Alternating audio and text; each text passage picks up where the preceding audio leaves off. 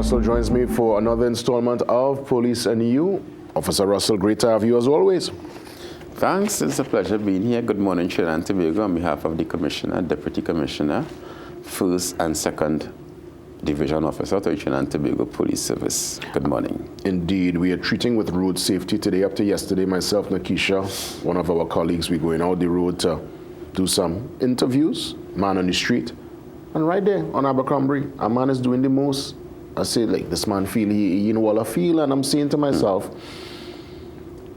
you know, you will really wish there's a part of you that there's a desire that you could see firsthand when people make them kind of drive and take them kind of risks unnecessary that they're reprimanded. Now, officers can't be on every corner, but what could we do? What could really go down now as something serious when it comes to changing that behavior?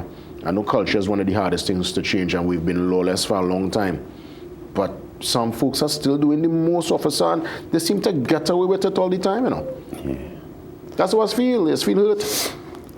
Well, let me tell you something, right? In Trinidad and Tobago, the society has this way, you know, we complain about the police, but as soon as many of us recognize that there is no police there, we tend to want to do the wrong thing. But safety begins with you, the individual. I like to put things back to the public for they to do the thinking, to see exactly what they are doing, and to be the first judge and the first assessor of your behavior. So what I would want to start by saying our slogan, I road safe because road safety begins with me.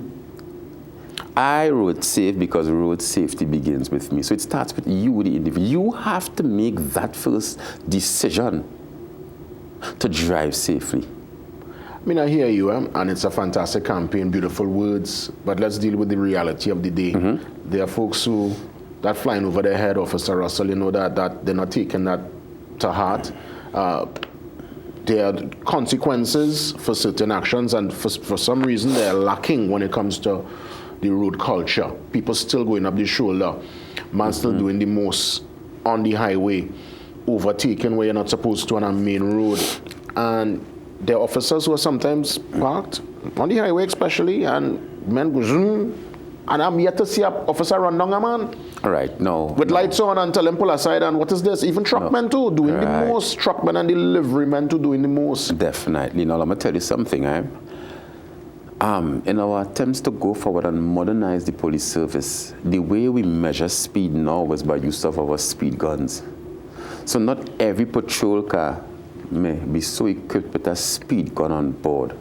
The speed gun captures your speed and takes a picture. That is how the speed is evidenced and brought before the court, so that you could be properly penalized should you fail to pay your ticket. So we have that issue in the absence of the speed gun, where, you know, you would see that persons that you may believe and see that persons are not being penalized per se unless we are doing a dedicated speed exercise.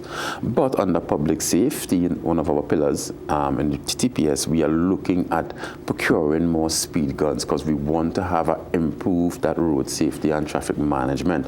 We are looking at procuring more EFPN, fixed penalty devices, the electronic devices now that we use to issue the tickets. So things will change, especially coming up to this season, because we know we have started the countdown for the 100 days of Christmas. So we're going Christmas to Carnival. But you know, a stern warning could suffice, and you know, a stern warning could save a life, because I understand what you're saying with the speed gun, and you're looking at it through the legal framework, yes. With the speed gun, you could say, officially, this person is over 100, and with that now, fixed penalty, fine, points. But if you literally in a squad car, and a man gone past, you don't need a speed gun to know this man is going at 130, 140, he zoom past, run them down. I'm suggesting to run them down, because truckmen, deliverymen, we have seen some antics on that highway, and sometimes, God forbid, that same person who went past could take their own, could take the life of someone else or endanger innocence.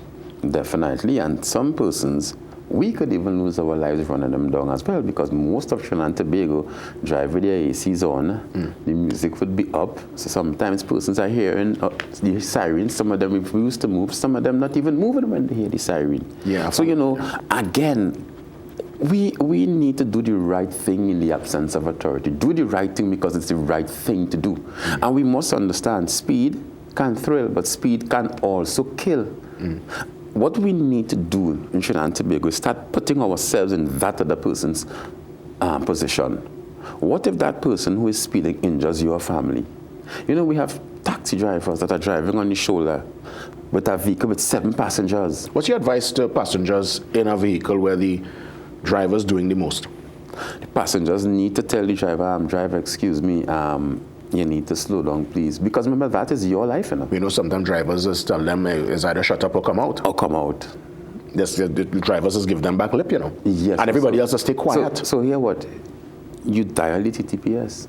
Get us involved, because you see, not because you late that morning, because it may have 7 persons in a vehicle, 1 person late, the others are on time. That person may have no problem with that driver driving on the shoulder that morning because they are late. But let me ask you this. If that driver is to knock down somebody that is a relative of the person that is late, so the thing twist quick. We only empathize and sympathize in Trinidad and Tobago when it happens to you or your loved ones. We need to move away from that. It's true. Only when they land on your doorstep. We need to start caring, because caring is what we do. We need to start to show that love. We need to start to show that respect. Leave home a little earlier. Stay off your cell phones. And we know just now many persons will be fetting, partying, Christmas time, Christmas function, work to do at home. The painter coming, this coming, all the things that have to be fixed for the Christmas. We have a lot of tired persons on the road who are drowsy and driving, and some of them may even engage in micro-napping, where they might nod off from time to time. We have to really be cognizant of that. Discourage persons from driving drowsy. Discourage persons from driving under the influence. Be that example. Before we get to the news, you know what I'm seeing within recent time? A lot of people on electric bikes or some kind of motorized moped. It doesn't seem to be. First, is it street legal? Some of us seeing, men zipping through the community and stuff, and then you road there. But I'm seeing, I wonder, I see no license plate on this. What's going on? You seen that? I have recognized it, and it doesn't sit well with me. I am hoping that the legislators could bring something to the table shortly, or the licensing office could do some research and clear it up, because it's under particular CC. Yeah. However, it's a motorized vehicle, and I'm seeing them on the public roadway, as you say, and through the communities, and it's not registered. There's no insurance.